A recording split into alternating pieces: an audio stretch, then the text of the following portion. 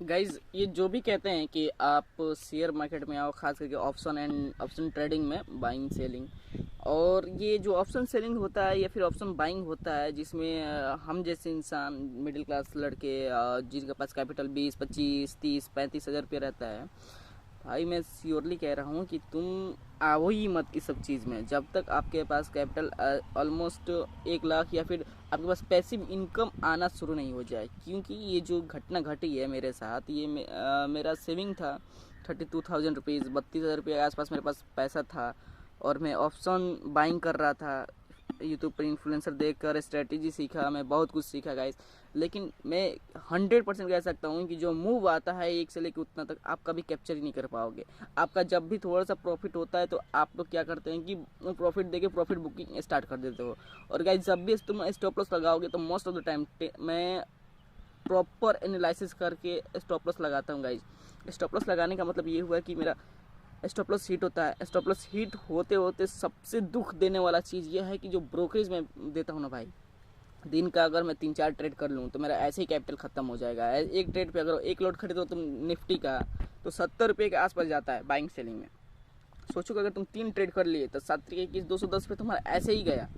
और उसमें अगर तुम्हारा दो भी स्टॉप लॉस हिट हो गया, चलो दो एटलीस्ट दो स्टॉप लॉस हिट हो ही जाता है, और तुम कम से कम ही रखो तो 500 1000 1200 रुपये तुम्हें ऐसे गया।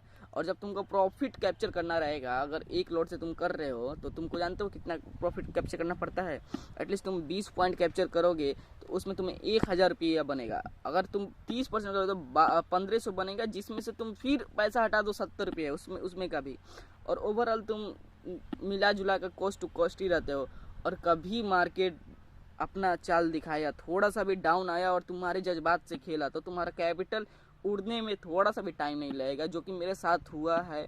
और मेरे पास पैसिव इनकम नहीं है। मैं सोचा था कि साला ट्रेडिंग से ही सारा कुछ है, लेकिन ट्रेडिंग ट्रेडिंग ठीक है, वो अपनी जगह ठीक है, लेकिन वो उन लोगों के लिए है जिनके पास बैकअप में मनी है, या फिर दूसरा पैसिव इनकम है, जो कि साइड इनकम से वो लोग पैसा इधर लॉस हुआ तो इधर से निकाल के इधर डाल दे। कोई भी यूट्यूबर, कोई भी फिल्म इन्फ्लुएंसर है, जो भी है, वो लोग रिस्क बहुत लेता है guys. Risk in the sense कि वो लोग एवरेजिंग करते हैं, फिर वो लोग ज़्यादा कैपिटल डाल के थोड़ा सा प्रॉफिट बुक करते हैं जिसमें पैसा ज़्यादा दिखाई देता है, और वो हम लोग देखकर उसमें चले जाते हैं कि अरे ये तो इतना कर रहा है, हम लोग भी कर सकते हैं। और तुम कर सकते हो, मैं नहीं कह रहा हूँ कि नहीं कर सकते, कर सकते हो, लेकिन तब तक नहीं कर सकते हो जब तक तुम्हारे पास कॉन्फिडेंस नहीं आया, जब तक तुम्हारे पास वो फियर ऑफ लूजिंग मनी हट जाए तभी जाके कर सकते हो, जो कि हटाना मुश्किल नहीं, नामुमकिन सा लगता है जब कोई सेकंड इनकम ना हो।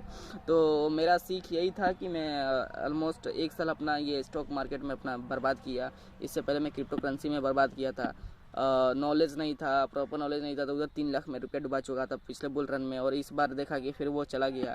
खैर अभी तो मेरे पास अभी कुछ है नहीं, भेली भंडा भेली है। और देखते हैं कि अब मैं इस जॉब के लिए क्लास कर रहा हूँ। बताओ 1 साल में बर्बाद किया, लेकिन जॉब साला जॉब तो मिल ही नहीं रहा इधर तो आज गाइस।